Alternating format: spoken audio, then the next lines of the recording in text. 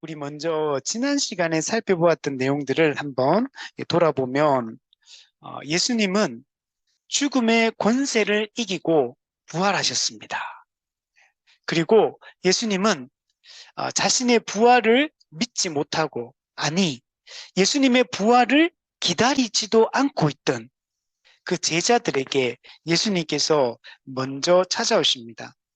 예수님은 세 번에 걸쳐서 요한복음을 보면 제자들을 찾아오시는데, 이 첫 번째, 두 번째 찾아오신 것은 자신이 부활했다는 것을 확증하기 위해서, 정말 예수님의 부활을 제자들이 현재 고대하고 있지 않기 때문에, 예수님이 예고하셨음에도 불구하고 믿지 않고 있기 때문에 예수님은 직접 제자들에게 먼저 찾아오셔서 자신이 부활하셨다는 사실을 확정해 주십니다. 손과 옆구리를 보이시고, 그리고 또 함께 조반을 먹으며 함께 예수님이 자신이 부활하셨다는 것을 분명히 드러내십니다. 이것을 통해서 예수님은 제자들을 위로하십니다. 자신이 이 땅에 오셔서 천국 복음을 전파하시고, 병든 자를 고치시고, 또 마귀에게 눌린 자들을 해방하시고, 그죠? 귀신을 쫓아내시고, 이런 일들을 예수님께서 하셨잖아요.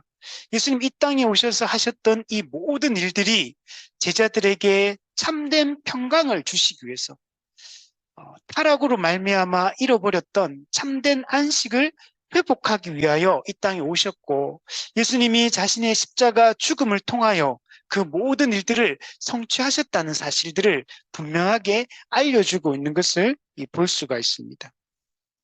그리고 세 번째 예수님이 제자들에게 나타나셨을 때는 목적이 조금 달랐습니다.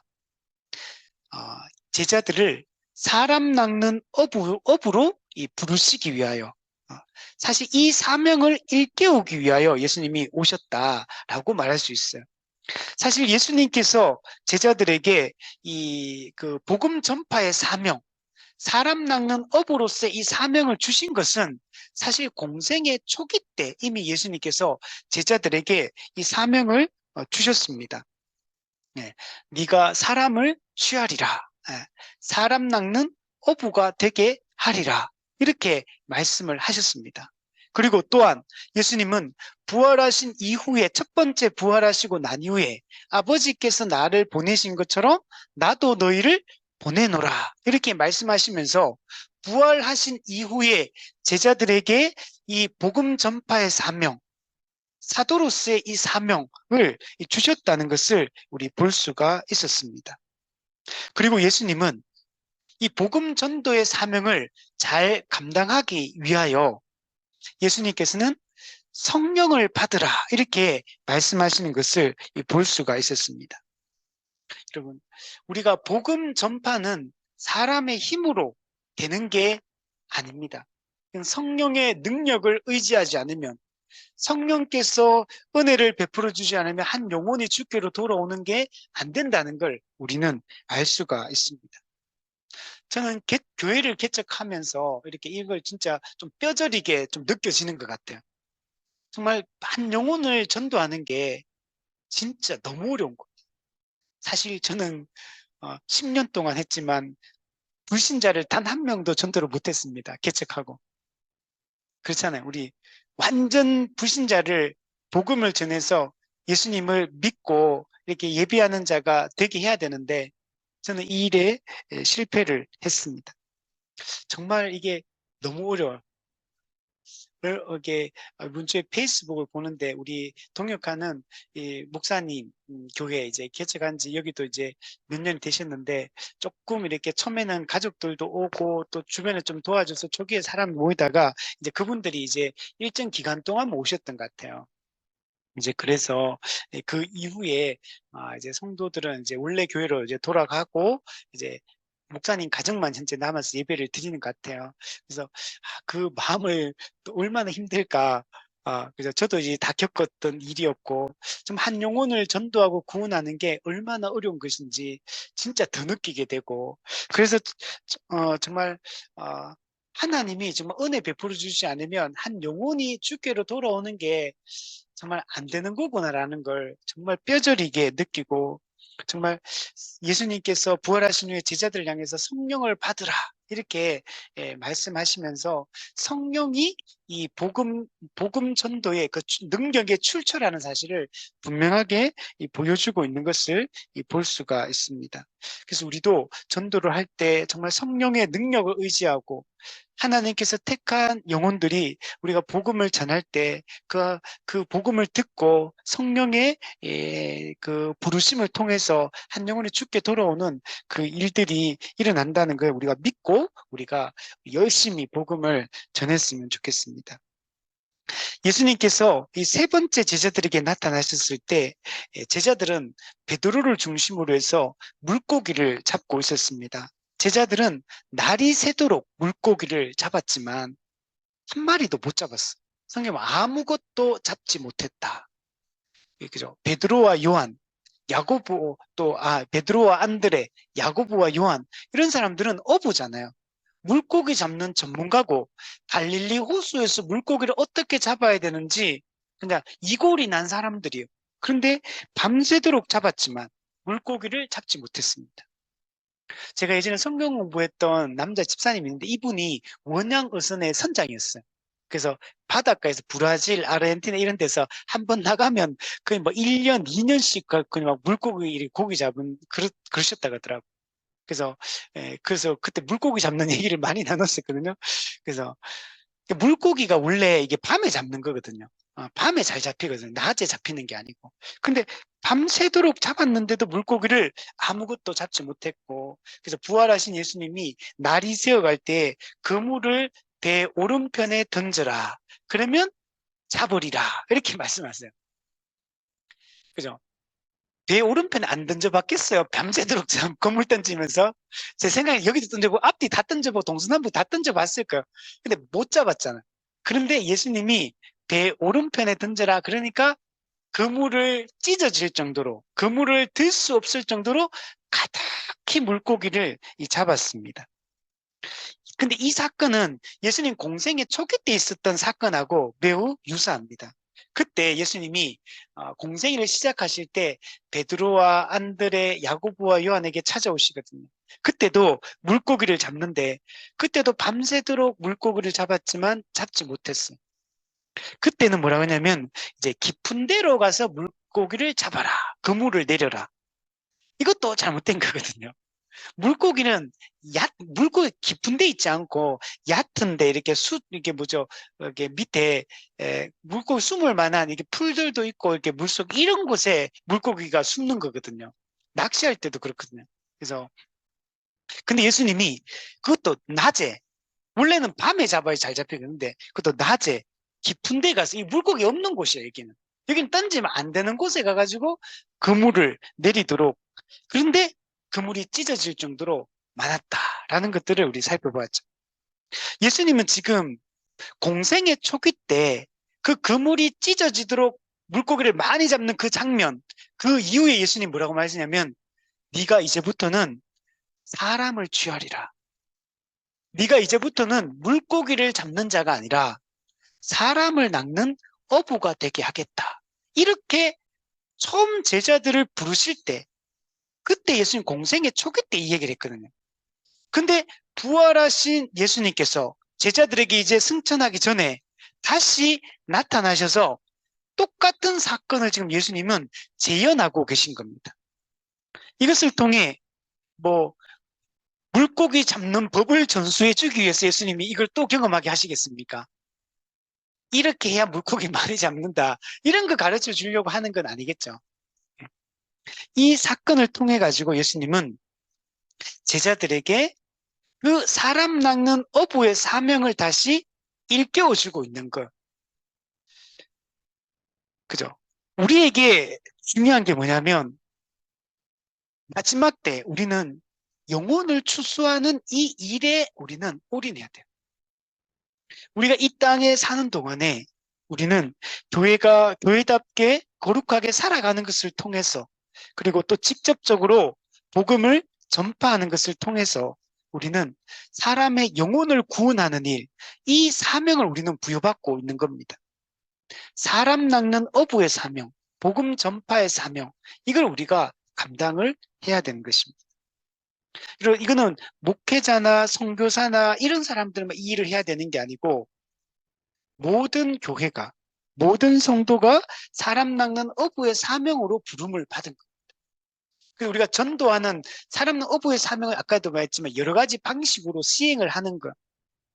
전도의 최고의 전도는 아까 얘기했듯이 우리 한 사람 한 사람이 정말 성도다운 성도가 되는 게 가장 중요하고 우리 교회가, 우리 지역교회로서 하늘향기 교회가 각 지역교회들이 성경적 교회를 이루는 이 자체가 최고의 전도다라고 말할 수 있어요. 그래서 저는 우리 교회가 예전에는 전도를 안 하는 교회라고 생각했거든요. 왜냐하면 노방전도 이런 걸 열심히 안 했거든요. 제가 한 2년 정도 노방전도 하다가 제가 멈췄거든요. 개척하고. 진짜 2년 정도 했어요. 제 혼자 나가가지고 교회 앞에서 전도지 돌리고 그 일주일에 2번, 3번씩 항상 했거든요. 제일 문제는 2년 동안 교회 청소하고, 거리 청소. 제가 개척하자마자 2년 동안 교회 반경 2km 내에 돌아다니면서 집게 들고 이렇게 다니면서 2년 동안 그 휴지를 주었어요. 그리고 그 이후에 2년 동안 제가 교회 앞에서 그 휴지, 그 전도지 만들어가 2년 동안 나눠주고 이렇게 했었거든요. 안 했던 게 아니고. 그렇게 하다가, 그러다가 제가 이제 안 했어요. 그 거리 청소도 안 했고, 또 이제 노방전도도 그때부터는 안 했어요. 그래서 그 이후부터는 해야 되는데 라는 생각은 계속 있는데, 사실은 잘 못했어요. 그런 노방전도 이런 걸. 그래서 저는 전도 안 한다고 제가 생각했어요. 우리 교회는 목사부터 전도를 안 하고 있다, 지금. 그런 생각을 많이 가졌는데, 근데 전도에 대해서 한번 공부할 기회가 있었는데, 그때 공부하면서, 전도라는 걸 내가 잘못 오해하고 있었구나, 라는 걸 깨닫게 되었어요. 그때부터 저는 우리 교회는 어느 교회보다도 전도를 열심히 하는 교회라고 제가 확신을 했어요. 왜 그러냐면, 저는 우리 교회가 정말 참된 복음이 충만하게 되도록 저는 힘을 쓰고 있거든요. 우리 교회는 성경적 교회를 이루기 위해서 정말 성경이 말하는 그 교회, 종교개혁자들이 이야기했던 중세 로마 가톨릭과 대조되는 참된 교회, 개혁교회, 그 교회를 우리가 꿈꾸고 달려가고 있기 때문에 우리 교회는 어떤 교회보다도 열심히 전도하는 교회다라고 생각을 제가 했습니다. 또한 우리가 열심히 지속적으로 복음을 전하기 위한 노력들을 해요. 일회성의 전도가 아니라 우리는 지속적 가르침을 통해서 한 영혼을 세우기 위한 노력들을 해요. 물론 아직 많이 부족합니다. 많이 부족하고 저도 해야 되지만 여러분도 해야 돼요. 여러분도 주변에 여러분 가르쳐야 돼요. 말씀을 지속적으로 가르치는 일들을 해야 돼요. 그냥 만났을 때 내가 전하는 것만으로는 안 돼요. 그 사람과 시간을 약속을 잡아서 정기적으로 가르쳐야 됩니다. 이 작업을 우리가 해야 돼요. 그 이후에 우리가 노방전도를 해야 됩니다. 그래서 저도 꿈꾸는 전도가 우리 교회도 매주 정기적으로 전도 특공대가 만들어지면 좋겠다. 그래서 목요일, 화요일, 수요일 이렇게 날 하루를 잡아가지고 정말 교회 앞에 나가가지고 이렇게 노방전도를 정기적으로 하는 이 전도 특공대 저는 필요하다고 보거든요. 그래서 이것도 했으면 좋겠고, 또 나중에는 교회가 주일 오후 시간에든 직접 나가가 온 성도가 이렇게 나가서 이렇게 직접 노방전도 자체를 실제적으로 하는, 범어내거리 이런 데 우리 가서 하면 되잖아요. 이런 데 가서 그 지하철 입구에서 있으면 돼.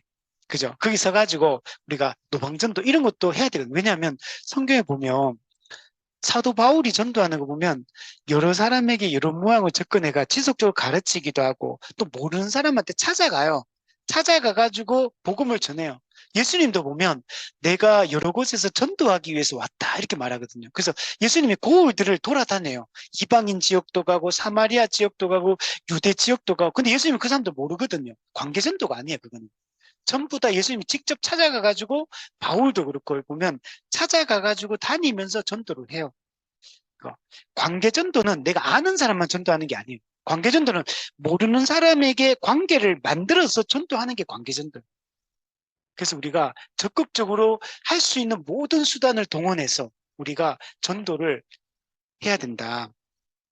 자, 이 사명을 일깨우기 위해서 예수님은 이 사명을 제자들에게 일깨우기 위해서 이 물고기 잡는 이 사건을 지금 이 마지막 이 예수님이 부활하시고 승천하기 전에 이걸 다시 재현하시면서 제자들에게 이런 말씀을 하고 있는 겁니다. 사실 제가 이 말씀을 준비하면서 공생의 초기부터 제가 쭉 한번 찾아봤어요. 중요한 구절들을. 여러분, 예수님이 12제자를 부르실 때 마가복음 3장에 보면요. 자기가 원하는 자들을 부르시니 많은 제자들이 따르는 자들이 있었잖아요. 그 중에서 특별히 12명을 따로 뽑아 세운 거예요.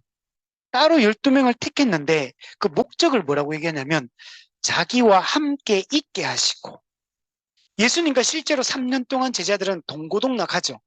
그죠? 자기와 함께 있고 두 번째 보내사 전도도 하며 복음을 천국 복음을 전하는 데 목적이 있는 거예요. 그리고 세 번째 귀신을 내어 쫓는 권능도 가지게 하려 합니다. 예수님의 사역이 이 세 가지 이 천국 복음을 전파하시고 또 병을 고치고 귀신을 쫓아내시고 이런 사역들을 예수님 하시잖아요. 제자들을 부르신 목적도 이 세 가지 일들을 하게 하시고 또 자기와 함께 있게 하기 위해서 제자들을 불렀다라고 말씀하십니다. 그 이후에 마태복음 10장에 보면 예수님 공생애를 시작하시고 나서 어떻게 하냐면 제자들을 둘씩 예수님이 가려고 하는 곳에 앞서 보냅니다. 예수님이 천국 복음을 전파하기 위해서 여러 고을들을 다니시거든요. 근데 제자들을 2명씩 짝지어서 먼저 보내요. 여기서 우리가 전도할 때 중요한 게 이거 같아요. 전도 짝을 만들어주는 거. 그래서 둘씩 우리가 전도를 하면 이게 되게 도움이 많이 돼요. 그래서 보내고 그래서 뭐라 하냐면 가면서 전파하래요. 뭘? 천국이 가까이 왔다. 이 하나님의 나라가 가까이 왔다는 말은 이 엔기켄 가까이라는 말은 왔다는 거 이미. 예수님이 이 땅에 오심이 이미 하나님 나라가 이 땅에 도래한 사건이에요. 그걸 전파라는 거. 그래서 예수님이 구약에 예언되었던 그 메시아가 이미 오셨기 때문에 천국이 이 땅에 이미 임했다. 그래서 병든 자를 고치고 죽은 자를 살리며 나병 환자를 깨끗하게 하고 귀신을 쫓아내되 너희가 거저 받았으니 거저 주라. 예수님이 이 사명으로 제자들을 불렀다는 걸 분명히 보여주고 있어요. 그뿐만 아니에요. 12제자면 이런 사명으로 부름을 받았느냐? 아니에요. 70인의 제자를 또 예수님이 세우시거든, 따로. 그 70인의 제자를 세우고 나서 그들도 2명씩 먼저 앞서 보냅니다. 거기도 보면 주께서 따로 70인을 세우사. 그죠? 그러니까 12제자가 있고, 그 다음에 12제자가 구별되는 70인의 제자가 있고, 또 그들과 구별되는 예수님을 따르는 수많은 무리들이 또 있는 거. 이거는 다윗도 보면 비슷해요. 다윗의 용사들도 보면 다윗의 그 3명이 아주 중요한 세 용사가 있어요. 그뿐만 아니고 또 그 세 용사는 만큼의 능력은 가지고 있지 않지만 또 그 용사들이 또 있어요. 그리고 나서 또 다윗을 따르는 수많은 군대가 또 있어요. 군사들이. 우리가 이런 사람을 세웠던 건 예수님 똑같이 했어. 그 70인을 세우는데 이때도 친히 가시려는 각 동네와 각 지역으로 둘씩 앞서 보내시며 예수님이 오신 목적이 천국 복음을 전파하기 위한 거잖아요. 제자들도 예수님과 동일한 목적으로 부르신 거. 둘씩 보내며 말합니다. 추수할 것은 많되 일꾼이 적으니 그러므로 추수하는 주인에게 청하여 추수할 일꾼들을 보내주소서 하라. 네. 그래서 제자들이 나가서 천국 복음을 전파하고 병든 자를 고치고 귀신을 쫓아내고 이 일들을 제자들이 해요. 그러고 나서 70인이 기뻐하며 돌아옵니다. 그러면서 예수님께 보고를 하는데 뭐라고 보고하냐면 주의 이름이면 귀신들도 우리에게 항복하더이다. 주의 이름이면 주의 이름을 선포하기 시작하면 귀신들이 쫓겨나고 귀신에게 종로로 타는 자들이 주께로 돌아오는 역사들이 일어나더라는 거예요. 그러니까 예수님께서 대답합니다. 사탄이 하늘로부터 번개같이 떨어지는 것을 내가 보았노라. 사탄이 하늘로부터 떨어진다. 내가 너희에게 뱀과 정갈을 밟으며 원수의 모든 능력을 제어할 권능을 주었으니 너희를 해칠 자가 결코 없으리라. 예수님이 70인의 제자를 부른 목적도 마찬가지입니다. 천국 복음을 전파하고 죄와 사망의 종로로 타는 자, 마귀에게 종로로 타는 자들을 구원하기 위해서 70인의 제자를 세웠다는 걸 알 수가 있습니다. 또한 예수님께서 요한복음 우리 17장에 예수님의 대제사장적 기도가 있잖아요. 거기 보면 예수님이 이렇게 말씀합니다. 아버지께서 나를 보내신 것처럼 나도 너희를 세상에 보내노라. 그러니까 예수님께서 제자들을 사람 낚는 어부로 부르셨다는 걸 딱 한 번만 얘기했던 게 아닌 거예요. 예수님 계속 말씀을 하셨던 거예요. 복음 전파의 사명을 위해 제자들을 불렀다. 제자들을 불렀다는 얘기는 곧 교회를 세우신 목적이 복음을 전파하고 예수 그리스도를 통해서 참 해방과 구원과 자유가 이 땅에 임했다는 사실을 온 세상에 선포하는데 그 교회를 부르신 목적이 있다라는 걸 보여줍니다. 직접 또한 예수님은 승천하시기 전에 마태복음 28장에서 제자들에게 지상 대위임 명령을 주십니다. 최고의 명령을 주십니다. 가야 돼요. 하지 않으면 안 됩니다. 가십시오. 믿지 않는 자들에게로 가야 돼요. 모든 민족을 제자로 삼아 아버지와 아들과 성령의 이름으로 세례를 베풀고 내가 너희에게 분부한 모든 것을 가르쳐 지키게 하라. 이 명령은 선교 명령입니다. 이 명령은 교회를 세우라는 명령이에요. 복음을 전하고 세례를 베풀고 교회 공적으로 한 몸된 교회로 받아들여서 정말 분부한 모든 것을 가르쳐 지키며 참된 교회로서 교회적 삶을 살아가기를 예수님이 명령하고 이러고 있는 것입니다.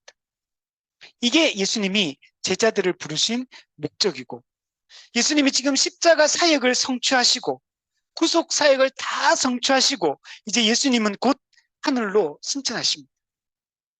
그리고 이 땅에 남아있는 이 제자들에게 자신이 이 땅에서 하시던 그 사역을 제자들에게 지금 위임해 주고 있는 거예요. 제자들이 하는 모든 일은 예수님이 이 땅에서 공생의 기간 동안에 친히 하셨던 일들이에요. 그리고 예수님이 이 땅에서 그 공생애를 하시면서 그 사역을 감당하실 때 성령 충만하셔서 그 일들을 감당했던 것처럼 제자들도 오순절에 성령을 보내어서 너희들도 위로부터 능력을 입어서 이 복음 전파의 사명을 감당하게 하기 위해서 이 성령을 보내주시는 것을 볼 수가 여러분 있는 것입니다. 그래서 이 사람 낚는 어부의 사명을 주시는 게 이것을 다시 제자들 일깨우는 게 여러분 중요한 거예요. 여러분 이것은 오늘 우리에게 주신 사명입니다. 오늘 우리가 뭔가 새로운 사명을 받은 게 아니에요. 12제자에게 주신 사명, 70인 제자에게 주신 사명, 이것은 곧 전 교회에게 주신 사명이에요. 12제자는 그 교회에 초석이 되었던 사람들이에요. 그 12제자를 중심으로 주님의 몸된 교회가 이 땅에 세워지게 된 거예요. 이제 이 땅의 모든 교회는 우리는 이 복음 전파의 사명, 이 복음의 증인으로 우리가 부르심을 받았다고 말할 수 있습니다. 이게 앞단락에서 얘기했던 얘기라면 오늘 본문 15절부터 17절까지는 예수님이 제자들에게 복음 전파의 사명을 주신 이후에 목양의 사명을 주고 계십니다. 오늘 본문에 반복적으로 표현되는 단어들이 있어요. 내 양을 먹이라, 내 양을 치라, 내 양을 먹이라. 이는 3번에 걸쳐서 내 양을 먹이라. 이 목양입니다. 목양. 하나님이 맡겨주신 양떼를 가르치고 돌볼 것을 명령하고 있는 것입니다. 우리는 복음을 전하여 그 영혼을 구원하잖아요. 그리고 세례를 통해서 지역교회에 속하게 됩니다. 그리고 이 지역교회에 속한 그 양떼들 어떻게 됩니까? 계속 양육하고 가르치고 돌보고 그죠? 한 몸이 되어서 이제 함께 또 복음 전파를 위해서 동역하며 이렇게 함께 가야 되는 거예요. 한마디로 그냥 목양이라고 표현할 수 있는 거예요. 그럼 이 목양의 사명은 단순히 12제자에게만 주신 겁니까? 이 목양의 사명은 그러면 목사에게만 주신 겁니까? 아니요. 이거는 전 교회에게 주신 거예요. 교회도 이 사명을 목사도 사명 감당해야 되고, 그리고 일반 성도들도 이 목양의 사명을 감당을 해야 됩니다. 우리가 교회적 삶을 살아간다고 할 때, 그죠? 복음을 가르치고, 말씀을 가르치고, 또 성도들을 여러 정서적으로, 또 지적으로, 또 물질적으로, 사회적으로 이 모든 걸 돌보고 한 영혼이 제대로 서서 살아갈 수 있도록 하는 그 모든 일을 목사, 장로만 합니까? 아니잖아요. 모든 성도가 하는 것. 목사, 장로는 이 공적 권위를 받아가지고 이제 이 일들을 한다면 일반 성도들은 이 공적인 권위를 받진 않았지만 성도의 의무로서 이 목양의 사명을 감당을 해야 되는 거예요. 우리가 목양한다 그러면 보통은 목사가 하는 일 이렇게만 생각하잖아요. 양떼를 돌보고 양떼가 진리 가운데 굳건하게 서서 거룩하게 살아가고 믿음을 잘 지키고 또 복음을 증언하는 증인의 사명을 살아가게 하는 이 돕는 이 사역이 목사 장로만 하는 일이 아니잖아요. 성도가 서로가 서로에게 해야 될 역할들이에요. 그래서 저는 성경에서 이 교회를 이 제대로 이해하고 나서 딱 보니까 서로라는 말이 너무 많은 거예요. 서로 사랑하라. 서로 가르치고, 서로 돌보고, 서로 권면하고, 이런 서로라는 용어가 너무 많은 거예요. 우리 모두가 이 역할들을 해야 돼요. 이 목사, 장로만의 문제가 아니에요. 우리는 서로를 어떤 모든 면에서 돌봐야 돼요. 그 초대교회가 그 모습을 잘 보여주고 있죠. 사도행전 20장에도 거기 보면 교회 안에서도 어그러진 말을 하는 사람이 일어나고 교회 바깥에서도 사나운 이리가 교회를 공격해 들어와요. 이거 할 때 목사 장로만 이걸 다 감당할 수가 없어요. 지금 세속주의 물결에 성도들이 영향을 받잖아요. 개인주의에 빠지고 물질주의에 빠지고 포스트 모더니즘 사상에 빠지고 율법주의에 빠지고 신비주의에 빠지고 금욕주의에 빠지고 국가주의에 빠지고 수많은 거짓된 이 사상들에 물들고 있잖아요. 누가 이걸 지켜줍니까? 서로가 서로를 지켜줘야 돼요. 교회는 하나잖아요. 원팀. 저는 이걸 가장 잘 보여주는 게 로마 군인들, 그 헬라 그리스 군인들을 보면 잘 알 수 있어요. 여러분, 그 영화 같은 데 보면 로마인들과 미개한 이제 로마 입장에 보면 이제 그 야만인들이죠. 야만인들, 그 당시에 막 전쟁을 많이 하잖아요. 로마 제국이 자기 제국을 넓혀갈 때 야만인들하고 로마인들이 싸울 때 보면은 싸우는 모습이 달라요. 로마는 어떻게 되냐면은 방패와 칼과 창이 딱 가지고 있잖아요. 그러면 딱 대열을 갖추어서 싸워요. 싸울 때 보면. 딱딱딱딱 싸워가지고 오와 열을 딱 맞춰가지고 서로를 공격할 때도 방어할 때도 딱딱딱 싸우는데 야만인들을 보면 그 당시 야만인은 유럽인들이에요. 그 당시로 보면. 그죠? 그 사람들 보면은 싸울 때 되면 막 몰려있다. 도끼 들고 뭐 창 들고 칼 들고 해가지고 옷도 다 다르고 무기도 다 다르고 오와 열이 안 맞춰져 있어. 그냥 공격 그러면은 그냥 와 그냥 몰려와. 근데 로마인들 어떻게 싸웁니까? 오와 열을 딱 갖춰가지고 서로가 딱 줄을 딱 맞춰 있어요. 그리고 또 막 그럴 때 방패 든 사람이 방패 딱 맞고 그 뒤에서 창 깔고 또 활 쏘는 사람 활 쏘는 사람 딱 모여가지고 딱 하고 이게 딱 서로 방어하는 게 있어요. 원팀이지 원팀. 우리 그 영화 300 봐도 잘 알 수 있잖아요. 그 스파르타가 페르시아와 전쟁하잖아요. 거기도 보면 딱 300명밖에 없어요. 그 당시에 페르시아는 100만 대군이었거든요. 싸우는데 어떻게 쌉니까? 그 딱 치고 들어오는 그 길목 입구, 거기가 이게 낭떠러지처럼 이렇게 골짜기 같은데 거기만 딱 막으면 되는 거야. 거기가 들어온 통로니까. 300명이면 그 이제 처음에는 그리스 연합군 형성해가 같이 싸우자겠는데 전부 다 안 싸우려 그러니까 스파르타 왕이 그 사람이 디오니오스입니까? 누군지 모르겠는데 근데 그 사람이 자기 스파르타 군도 다 안 데리고 가요. 못 데리고 가. 안 갈라 그래. 신하들이 안 따라 순종을 안 해. 그러니까 그 왕의 최정예 병사, 왕에게 충성한 최정예 병사 300명 딱 들이고 100만 대군을 싸우러 간 거예요. 그 길목만 막으면 되니까. 근데 이게 이렇게 방패하고 창, 그리고 칼, 작은 칼, 요 딱 세 가지 무기거든요. 근데 비 오듯 화살을 처음에 쏘거든. 제일 먼저 쏘는 게. 그런데도 딱 방패로 거북이 등껍질처럼 이렇게 착착착착 막아보니까 이게 그 뚫고 들어오지를 못해요, 화살이. 그러니까 만약에 혼자 내 살겠다, 각자 알아서 이제 방어해라 이러면 어떻게 되겠어요? 다 죽는 거야. 그러면 이게 거북이처럼 이렇게 쫙 불러서 딱 싸니까 서로가 서로를 보호해줘야 되는 거. 서로가 내가 앞은 막을 수 있으면 옆이나 뒤는 못 막자는데 혼자 있으면 죽는 거거든요. 그래서 딱 합쳐서 하나로 딱 원팀으로 싸우니까 딱 막아내잖아요. 여러분 이게 영적 전투의 원리거든요. 에베소 6장에 그죠? 하나님의 전신갑주로 무장해서 싸우라고 할 때 무장해가지고 서라 그래. 이 서는 게 뭐냐면 전쟁을 이기고 승리하고 난 위에 서는 게 아니에요. 저기 지금 마귀가 우리를 공격하려고 군대를 딱 배치시켜 놓은 거야.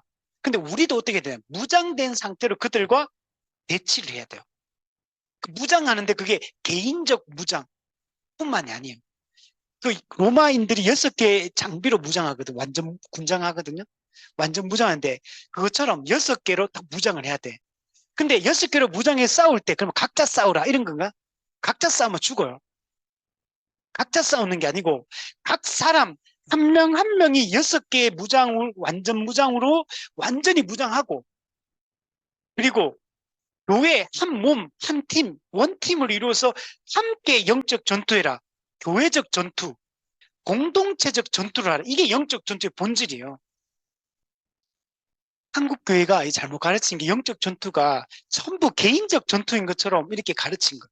그러니까 아무리 말씀 보고 혼자 개인이 기도하고 말씀 보고 뭔가를 잘하는 것 같은데 그죠? 거의 다 마귀와 탁 대치하면은 막아내지를 못해.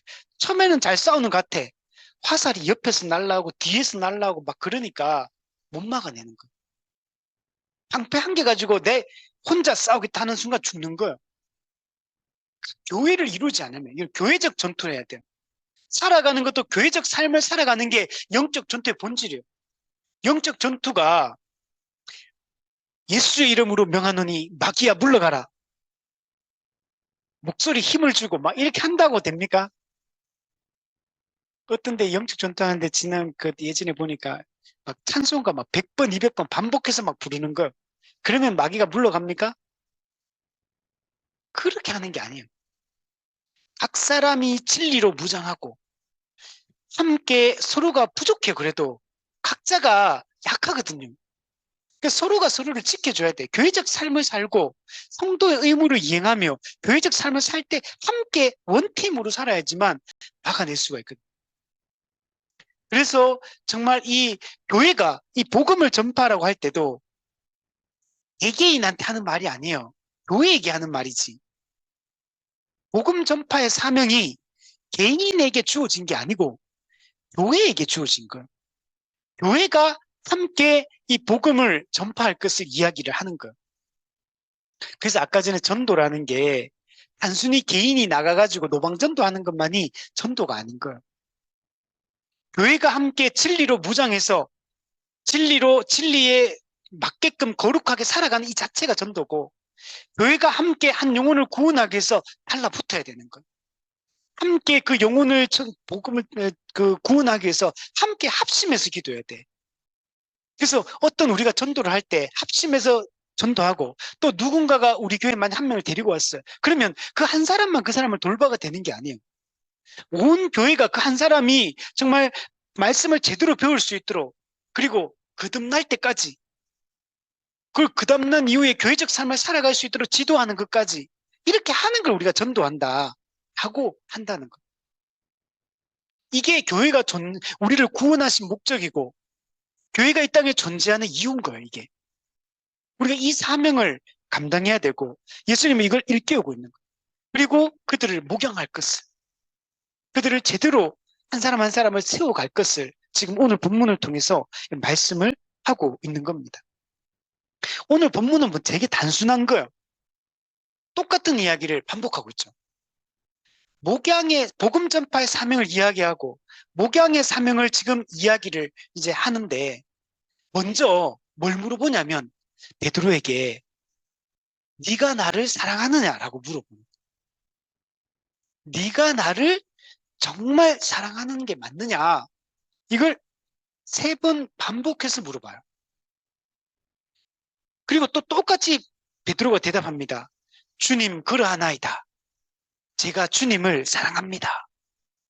주께서 내가 주님을 사랑하는 줄 주님이 알고 계시지 않습니까? 똑같이 또 대답해요. 그러니까 예수님께서 내 양을 먹이라. 내 양을 치라. 내 양을 먹이라. 이렇게 3번 반복하고 있어요. 근데 이게 단어가 다르다고 해서 이게 뭐 다른 말이야. 똑같은 의미로 받아들이면 돼요. 그냥 내 양을 먹이라, 내 양을 치라. 똑같이 목양의 사명, 양떼를 먹이고 돌보고 가르치고 양떼를 섬길 것을 우리에게 말씀하고 있는 겁니다. 그죠? 사람은 누군가가 돌보는 사람이 있어야 돼요. 누군가가 지도하는 사람이 있어야 돼. 누군가가 이끌고 방향을 제시해주고 또 힘들고 어려울 때 도와주는 사람이 여러분 있어야 돼요. 이런 돕는 자가 없으면 한 사람이 한 영혼이 제대로 세워질 수 없어요. 우리 철로역정을 보면 그 초기에 보면 도움이라는 사람, 절망의 수렁에 빠졌을 때 도움이 와가지고 끄집어내줘요. 원래 말씀을 붙들고 정신 차리고 갔으면 절망의 수렁에 안 빠져요. 두려움의 웅덩이 안 빠져요. 원래 성도들은. 근데 자기가 제대로 정신을 똑바로 안 차렸기 때문에 절망의 수렁에 빠지는 거예요. 두려움의 웅덩이. 이 두려움의 웅덩이는 절망의 수렁은 하나님을 향한 신뢰를 갖지 못하고 말씀을 가까이 하고 그 말씀의 의미를 붙잡아야 되거든요. 안 붙잡을 때 우리 마음에서부터 두려움이 솟아나고 절망감이 솟아나고 그게 웅덩이를 이룬 거예요. 그 사람들이 처음에 말씀을 듣고 영적으로 깨어나기 시작했는데 가다가 절망의 수렁에 빠지는 거예요. 신앙생활 하고 난 이후에. 시작하고 난 이후에. 물론 아직 거듭난 상태는 아니야. 아직까지 영적으로 깨어나기 시작한 사람들. 말씀을 보고 자기가 죄인임을 깨닫기 시작하고 하나님의 진노의 두려움을 느끼기 시작하고 구원의 필요성을 깨닫기 시작하고 그러면서 이 죄의 문제, 죄점의 문제를 해결하기 위해서 지금 나아가고 있는 중에 있어요. 영적으로는 여러분 깨어나기 시작한 거예요. 근데 가다가 절망의 수렁에 빠져. 사실 그 절망의 수렁에는 거기에 징금다리처럼 튼튼한 그 징금다리가 사실 있어요. 정신 똑바로 차리면 그게 보여. 그 디딜 때, 발을 디딜 때, 여기 디디면은 그거 안 빠지고 절망에서 넘어가게 돼 있어요, 원래. 근데 마음을 굳건하게 하지 않고 영적으로 정신을 차려야 되는데 안 차리고 있다 보니까 그 튼튼한 돌 그 받침대를 밟아야 되는데 딴 데를 밟으니까 빠지는 거예요. 원래는 무조건 빠지는 게 아니에요, 절망의 수렁에. 그리고 절망의 수렁에 빠졌다 하더라도 여러분 올바른 방향, 세상으로 돌아가 버리면 그러면 거기는 너브로 빠져버려요.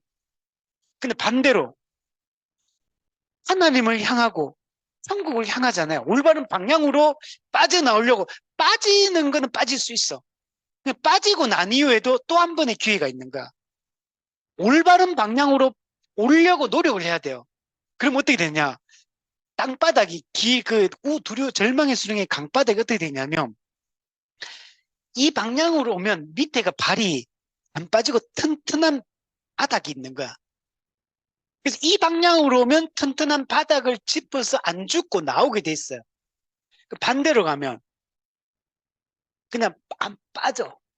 그래서 결국에는 그건 세상으로 돌아가는 거예요. 그래서 나와가 세상으로 돌아가 버리는 거예요. 영적으로 죽어버리는 거예요. 내가 영적으로 실수할 수 있고 잘못할 수 있잖아요. 올바른 방향으로 다시 나오면은 바닥이 튼튼해요. 그래서 나와요. 근데 마지막에 이제 딱 와가지고 이제 뚝에 왔어. 이제 빠져나와야 되잖아요. 근데 자기 힘으로는 못 빠져나와요. 문제는. 그래서 하나님 어떻게 하냐면 도움을 보내줘요. 헬퍼를 보내줘. 도움을 보내줘가지고 이 사람에게 건져주십니다. 하나님이 이렇게 건져주세요. 그래서 내가 절망의 수렁에 빠졌을 때 이렇게 막 허우적거리고 막 물 먹고 막 그러잖아요. 근데 그때 하나님이 내가 올바른 방향으로 빠져나오려고 노력하기 시작하면 하나님이 도움을 보내서 그 사람을 건져주는 역할이야. 그 도움이 누구냐? 이게 성도들의 도움이에요. 성도들의 도움. 성도들의 의무로서 성도가 서로를 위해 기도해주고 권면해주고 이렇게 사람들을 우리가 도와주잖아요. 실제로 성도들이 얼마나 그 도움을 받아 지금 신앙생활을 하고 있습니까? 형, 오늘 우리도 내가 신앙생활 잘해가 이렇게 잘하는 게 아니에요. 우리도 오는 과정 속에서 수많은 그 절망하고 또 잘못된 길로 가가 그런 기회가 많았는데 근데 하나님이 도움을 보내줘 우리를 건져주신 거예요. 우리한테. 항상 도와주세요. 그리고 더 중요한 거는 전도자를 보내주세요. 전도자. 시기 때때마다 이 처음 영적으로 깨어난 사람은 깨어나긴 죄인인지는 깨달았어. 여기 있다가 내 죽는다는 지옥 간다는 걸 깨달았어. 근데 벗어날 방법이 없고 뭘 어떻게 해야 될지 몰라요. 방향을 몰라. 방법을 몰라. 죄 문제를 해결할 방법을 모르기 때문에 그때 하나님 누구를 보내주냐면 전도자를 보내요. 전도자. 이 전도자가 누구냐? 목사입니다. 그래서 올바른 방향을 딱 제시해줘요. 지금 거기서 어떻게 거기서 빠져나올 수 있는지를 전도자, 설교자, 목사의 이 공적 설교와 공적 가르침, 양육, 공적 지도를 통해 가지고 이 사람의 방향을 딱 잡아줘요.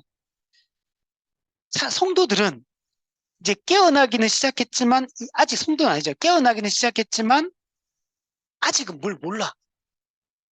뭘 어떻게 해야 되는지 영적으로 뭘 어떻게 해야 되는지 모르기 때문에 우왕좌왕하고 있는 이런 시점이거든요. 그때 목회자가 방향을 딱 제시해 주는 거예요. 어떻게 해라. 방법을 딱 알려주는 게 목회자예요.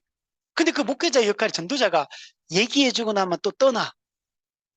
왜냐면 목사가 맨날 그 성도 옆에서 매일 같이 다니면서 매일 도와주진 않잖아요. 그잖아. 그죠? 일주일 동안 또 살다가 또 이제 주일날 와서 또 설교 듣고 또 우리 금요 강좌 때 양육받고 이런 게 이제 전도자를 통한 그 방향을 제시해 주는 거. 돌이키게 하고 올바른 내가 가다 보면 또 곁길로 빠져나가거든. 그때 다시 돌이키고 올바른 방향 어디 다시 한번 기억하게 하고 되새기게 하고 앞으로 빛을 향해 나아갈 수 있는 힘을 제공해 주는 게 이 전도자 역할이에요. 성경에 보면 이게 에베소서 보면 마디와 힘줄의 역할이다. 마디와 힘줄을 통해 연결되고 상합되거든. 그래서 온몸이 자라게 되는. 이 역할들이 여러분 매우 중요한 겁니다. 자, 이런 걸 통해 가지고 우리는 도움을 받아야 돼. 그래서 이 전도도 개인적 전도라기보다는 교회적 전도, 영적 전투도 교회적 전투, 함께 싸우고 함께 살아가는 거다. 왜? 교회가 더 이상 개인이 아니기 때문에. 우리는 개별적 존재가 아니기 때문에. 우리 예수 믿고 그리스도의 연합함으로 그리스도의 몸의 한 일부분이 된 거야. 한 몸의 지체의 관계가 된 거야. 그렇기 때문에 우리는 더 이상 개별적 존재가 아니고 우리는 공동체적 존재다. 우리는 집합적 존재가 돼. 그래서 집합으로서 살아가야 돼. 유기체인 거야, 유기체. 나는 그 전체의 한 부분이지 내가 전체를 구성하고 있는 게 아니에요. 그러니까 교만하면 안 돼요. 다른 사람이 필요 없다. 나는 내 혼자서도 말씀 보고 기도하고 내 혼자 신앙 지킬 수 있다. 아니요. 한 몸으로 한 교회적 삶을 살지 않으면 절대로 우리는 잘 살아갈 수 없어요. 그래서 오늘날 교회들이 자꾸 작은 교회에서 큰 교회로 자꾸 대형 교회로 이동을 계속해요. 대구도 이제 몇 개 교회로 빨아들이는 블랙홀 같은 교회들이 있죠. 어, 맞아, 블랙홀이에요. 얼마 전에 어떤 분 얘기했는데 그 교회에서도 성도들이 많이 빠져나갔다 그러더라고요. 빠져나갔는데 모 교회로 확 몰렸더라고요. 그러니까 이런 일들이 비일비재한 거. 여러분 이렇게 어, 교회를 이렇게 되면 안 되죠. 교회는 한 몸의 유기체. 그래서 한 몸에 붙어서 우리가 정말 전체 교회가 생태계를 이루어서 잘 살아가는 게 중요합니다. 한 지역교회 안에서도 그렇고 또 전체 우주적 교회로서도 우리가 생태계를 잘 이루는 게 되게 중요합니다. 자, 어쨌든 간에 그래서 우리가 이제 이 교회적으로 이 목양의 사명을 목사, 장로뿐만 아니라 성도들도 이 사명을 잘 감당하는 게 매우 중요한 것입니다. 자, 그리고 근데 이제 이 사명을 감당할 때 중요한 게 확인해 봐야 될 게니까 네가 나를 사랑하느냐. 여러분, 복음 전파도 그렇고 목양의 사명도 예수님을 사랑함이 없으면 불가능한 거예요. 예수님을 사랑하는 사람만이 복음을 전하고 예수님을 사랑하는 사람만이 목양의 사명을 감당을 할 수가 있는 겁니다. 그래서 예수님 똑같이 말하는 거. 이걸 먼저 확인을 3번이나 반복하잖아요. 그러니까 3번 반복하니까 세 번째는 베드로가 뭐라 그럽니까? 베드로가 근심한다. 왜 똑같은 얘기를 왜 자꾸 물어보시는가? 이렇게 근심할 정도잖아요. 그런데도 불구하고 예수님이 3번 반복하시는 거예요. 정말 예수님을 정말 제대로 알고 제대로 믿고 제대로 사랑하고 예수님을 따르고자 하는 마음이 진짜 없으면 예수님이 제자들을 세운 그 목적을 수행할 수가 없는 거예요. 그래서 이걸 제자들을 다시 한번 다 확인하는 거예요. 이 베드로만 확인하겠습니까? 12제자 모두 다를 확인하는 거예요. 계속 제자들이 누가 크냐 다투고 싸우고 이렇게 살아왔잖아요. 특히 베드로는 자기는 누구보다 다른 사람들보다 자기가 더 자기의 믿음을 호언장담했잖아요. 그런데 실패하잖아요. 그래서 이 제자들의 믿음을 지금 확인하고 있는 것들을 여러분 볼 수가 있습니다. 그리고 나서 예수님이 내 양을 먹이라, 내 양을 치라, 내 양을 먹이라. 그만큼 이 목양의 사명이 중요한 것. 사실은 복음 전파의 사명과 목양의 사명 따로 또 분리하기도 어려워. 이게 같은 사명이라고 할 수 있어. 복음을 전하고 교회를 세우고 교회답게 살아가고 이 사명을 감당해야 되는 거예요. 그래서 이들의 믿음을 확인을 하는 겁니다. 특히 그러면 왜 베드로한테 이걸 자꾸 물어보실까? 다른 제자한테 물어볼 수도 있잖아요. 그죠? 베드로가 12제자를 좀 대표하는 인물로서 베드로한테 이 얘기를 하는 것 같아요.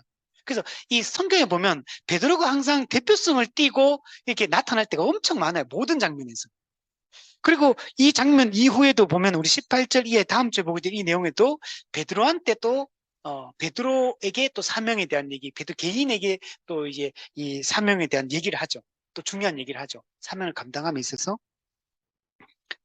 자, 그래서 우리가 예수님을 정말 사랑하는 사람만이 이걸 할 수 있다라고 말할 수 있어요.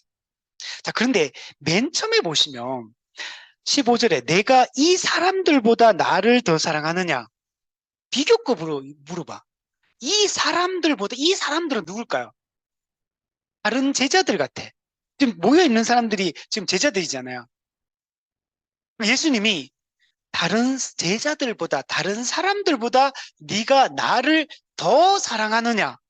이렇게 처음에는 물어보세요. 왜 이렇게 물어봤을까요? 베드로가 예수님을 그 이전에 뭐라고 말했냐면 모두 다 주를 버릴지라도 저는 주님을 버리지 않겠습니다. 이렇게 말했거든. 베드로가 자기가 다른 제자들과 자기를 비교해가지고 다른 사람들은 다 버릴지라도 저는 주님을 버리지 않겠습니다라고 호언장담했거든요. 예수님은 지금 그리고 나서 베드로 어떻게 했습니까? 3번 부인했거든요. 예수님은 그때 그 베드로의 그 혼장담을 가지고 와가지고 베드로에게 이렇게 물어보시는 거예요. 네가 정말 이 사람들보다 나를 더 사랑하느냐? 이것도 똑같아요. 사실 의미적으로는 예수님 네가 진짜 나를 사랑하는 게 맞느냐를 물어보는 거예요, 사실은. 근데 베드로가 다른 모두 다 주님을 버릴지라도 다른 제자들은 주님을 다 버릴지라도 저는 주님을 버리지 않겠습니다라고 베드로가 그 전에 얘기했기 때문에 예수님이 그때 그 사건을 상기시키면서 베드로에게 물어보는 거. 네가 진짜 나를 사랑하는 게 맞느냐? 이렇게 물어보는 거예요. 왜?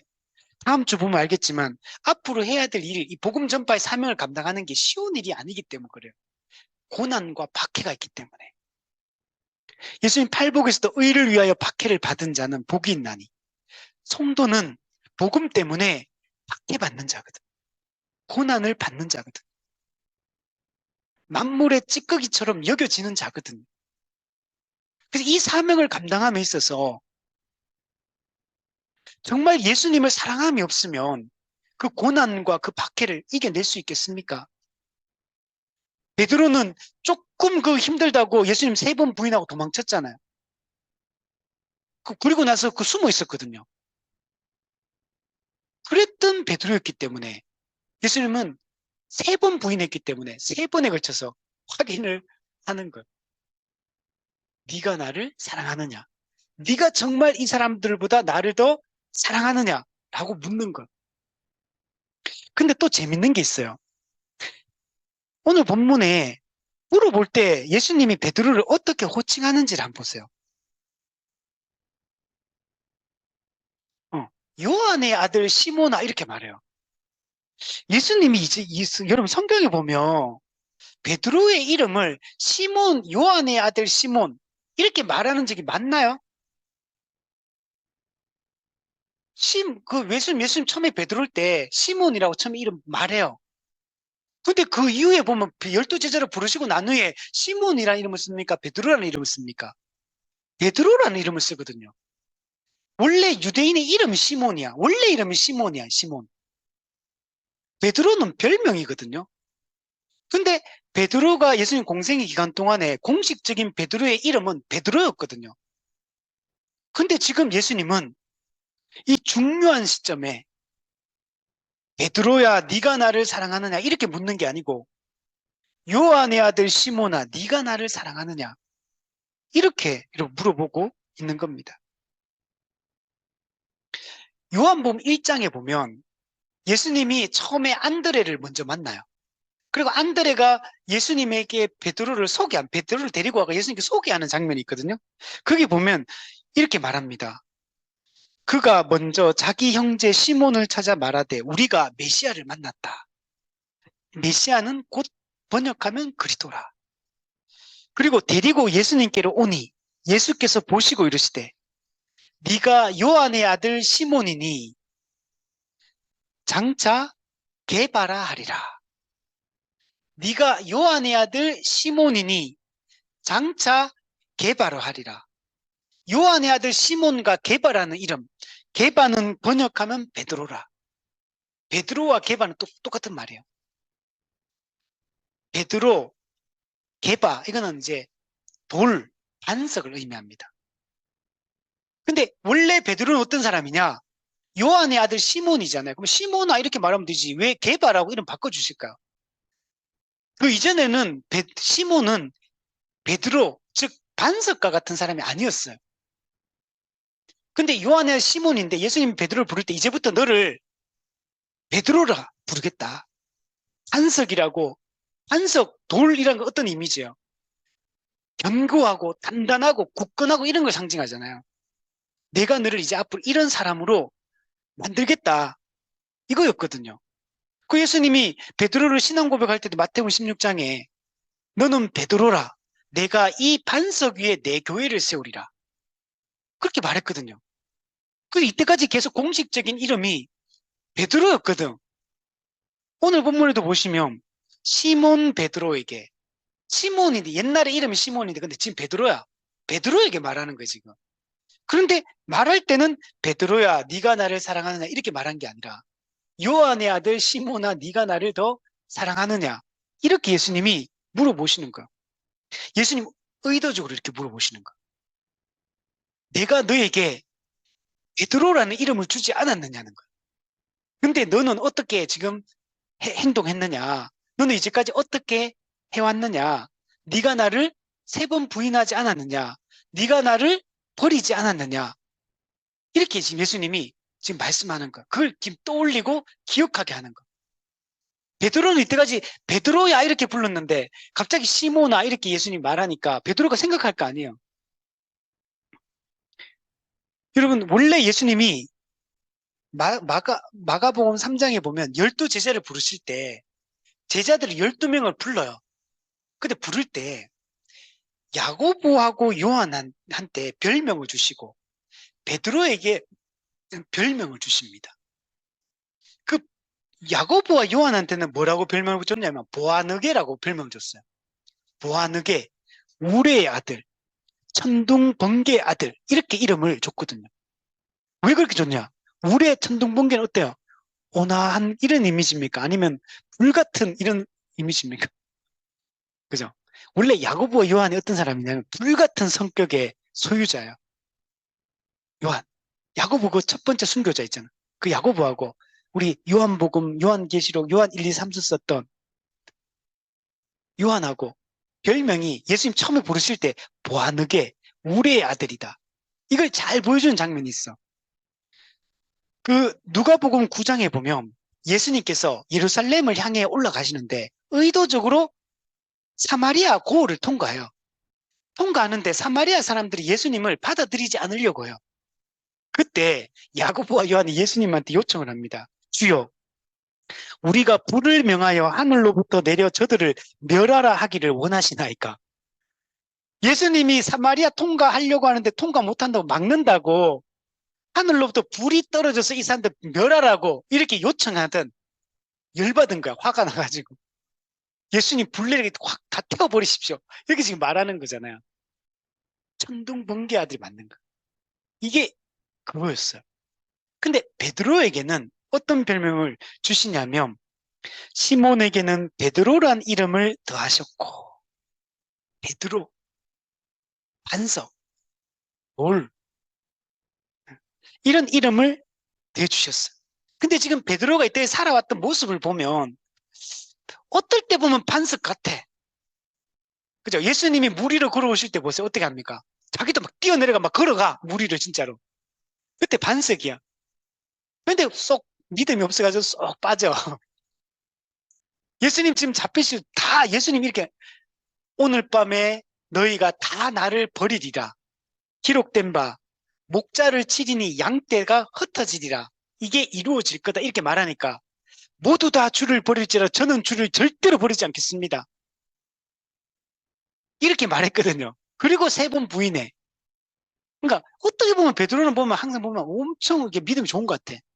또 사람들이 나를 누구로 하느냐? 너희는 나를 누구로 하는가? 주는 그리스도시요 살아계신 하나님의 아들입니다. 제일 먼저 나서가 믿음 고백도 하잖아. 반석 같아. 그래 좀 있으면 예수님이 인자가 고난을 받고 사흘 만에 죽임을 당하리라 이렇게 말하니까 그죠? 항변하며 붙들고 항변하며 이르되 절대로 그런 일 있으면 안 됩니다. 또 이렇게 말해. 이게 베드로인 거야. 그래서 예수님이 베드로에게 물어보는 거야. 네가 나를 정말 사랑하는 게 맞느냐? 네가 진짜 나를 사랑하느냐? 라고 물어보는 거야.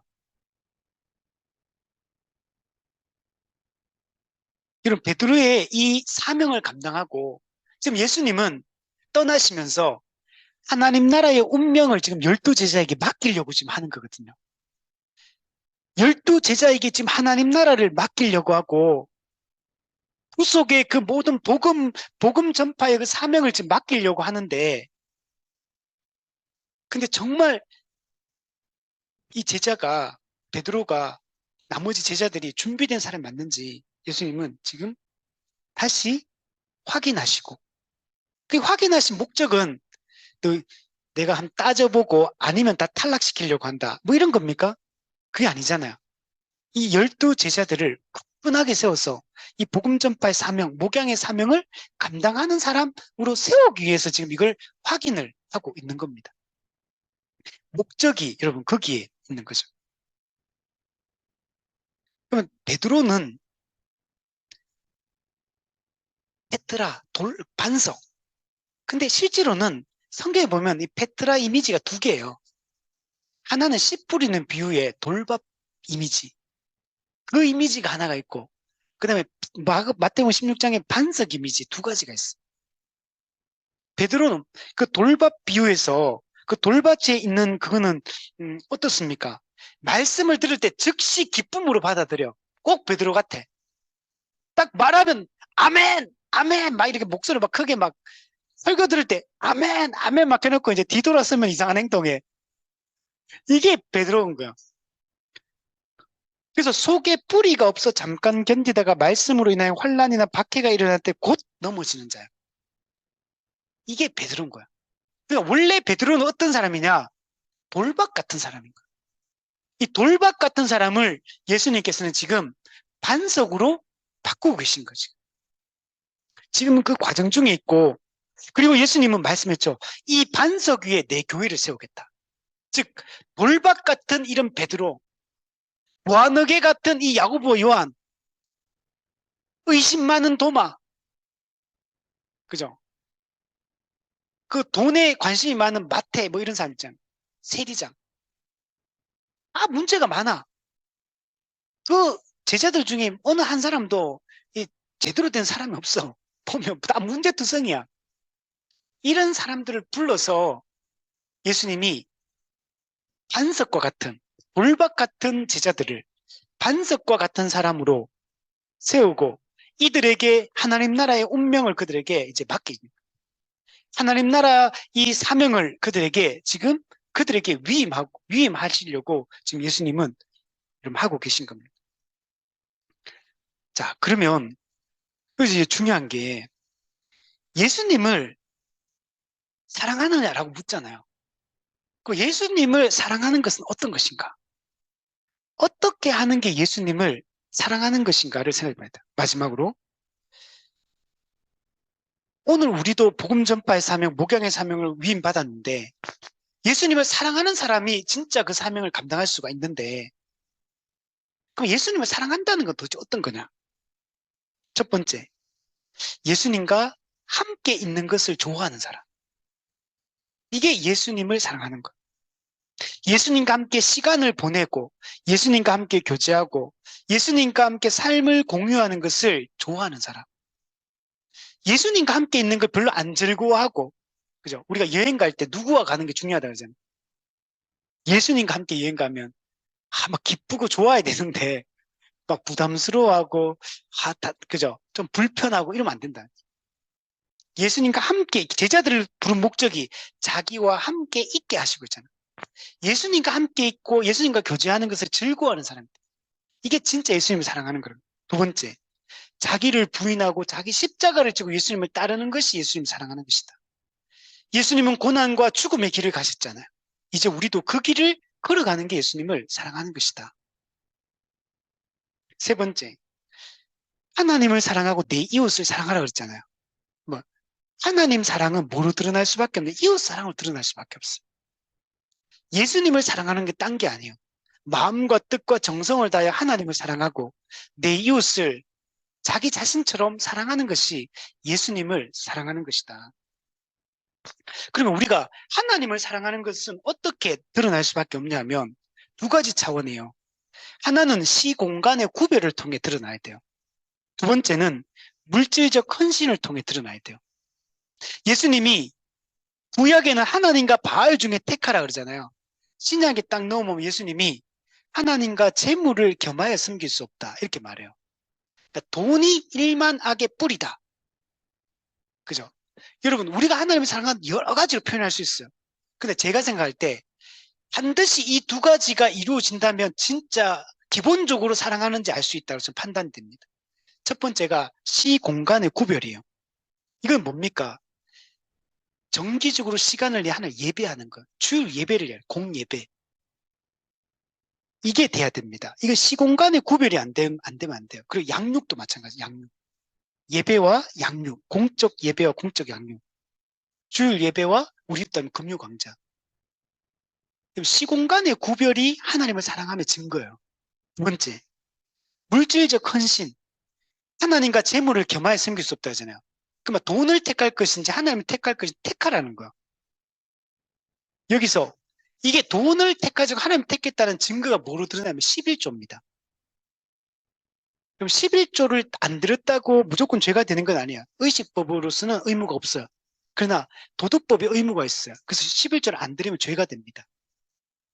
이거는 모든 것이 하나님의 것이라는 걸 인정하는 거. 그리고 교회를 한 몸이라는 걸 인정하는 게 11조를 통해 드러나거든요. 그 시공간의 구별, 그리고 물질에 대한 어떻게 보면 헌신, 이걸로 하나님의 사랑이 드러나고, 두 번째, 이웃사랑도 똑같아요. 이웃사랑도 첫 번째는 영적 교제입니다. 영적 교통. 이건 뭐냐? 경건의 대화입니다. 성도들과 영적인 대화, 경건의 대화를 하는 걸 좋아하느냐, 좋아하지 않느냐. 이걸 성도들과 하느냐, 하지 않느냐. 그리고 우리가 같이 있어도 이런 대화를 안 할 수 있어요. 그럼 부부인데, 그냥 딴 얘기 다 하는데 부부로서의 대화를 안 할 수도 있어요. 그러면 부부를 안 사는 거잖아요. 성도인데 성도의 영적인 대화, 경건의 대화를 하지 않는다면 이것도 성도의 교제는 하지 않는 거예요. 성도끼리 같은 공간에 있고 자주 많이 모이고 일상적인 대화를 한다 하더라도 그런 얘기 뭐 놀러 간 얘기, 여행 간 얘기 많이 해요. 그러나 영적인 대화, 영적인 교통이 안 이루어진다면 그건 성도의 교제가 안 이루어지는 거예요. 이게 첫 번째. 두 번째는 물질적 헌신이에요. 초대교회처럼 유무상통하고 밭과 집을 팔아 지체의 필요를 채워주는 거. 이거는 대표적인 거예요. 성경에도 그걸 얘기하는 이유가 물론 이것만 있는 게 아니죠. 정서적인 부분도 있고 사회적인 부분도 있고 다 있어요. 없는 게 아니에요. 그러나 이 두 가지가 영적 교통을 하느냐, 물질적 헌신을 서로에게 하느냐. 결국은 이것도 서로에게 어떻게 합니까? 헌금을 통해 하는 거. 그렇잖아요. 그리고 실질적으로 또 어려울 때 옆에 있는 성도들을 돕는 것으로, 그죠? 나타나는 거죠. 이걸 통해 우리가 정말 예수님을 사랑하는지를 알 수가 있어. 예수님 사랑은 그의 몸된 교회를 사랑하는 것으로 반드시 그렇게 나타나게 돼 있어. 자, 네 번째. 예수님을 사랑하는 건 비용 계산하며 예수님을 따르는 거야. 비용을 계산하지 않고 신앙생활을 한다면 그건 예수님을 사랑하는 것이 아닌 겁니다. 너희 중에 누가 망대를 세워 준공하기까지 족할는지 먼저 앉아 그 비용을 계산하지 않겠느냐. 비용 계산이 없이 신앙생활을 한다면 그는 예수님을 사랑하지 않는 것이고 예수님 따르지 않는 것이다 라고 말할 수 있습니다. 자, 정리하면 예수님은 십자가 사역을 성취하시고 부활하시고 그걸 확증해 주시고 그리고 제자들에게 이제 복음 전파의 사명을 일깨워 주십니다. 목양의 사명을 지금 일깨워 주고 계신 거예요. 이 정말 예수님의 이 복음 전파와 목양의 사명을 감당하기 위해서는 예수님을 정말 사랑하는 마음이 있어야 돼요. 예수님을 정말 나의 주로 모시고 유일한 그리스도로 모시고 그분을 정말 내가 따르겠다는 그 증거가 있어요. 그것은 이웃 사랑으로, 비용 계산으로, 그죠? 나타나야 돼요. 하나님을 사랑함으로 나타나야 돼요. 자기를 부인하고 자기 십자가를 지는 것으로 나타나야 돼요. 예수님과 함께 교제하고 예수님과 함께 말씀과 기도 가운데 교제하는 것을 기뻐해야 돼요. 내 혼자 시간을 막 즐기는 시간은 많고 사람들 만나가 대화하는 시간은 많은데 정작 예수님 앞에 내가 1대1로 서서 예수님과 대화를 나눌 시간이 없고 예수님과 교제하는 시간이 없다면 근데 우리는 예수님께 무관심한 거죠. 원래 사람은 좋아하는 사람하고 있고 싶어 하거든요. 시간을 보내고 싶어 하잖아요. 이걸 통해서 우리가 정말 예수님을 사랑하는지 이런 예수님을 사랑하는 자만이 이 복음 전파의 사명, 목양의 사명을 정말 감당하는 참된 그리스도인, 성경이 말하는 이 성경적 교회가 될 수 있다. 우리 모두 이런 삶을 살 수 있었으면 좋겠습니다. 우리 한번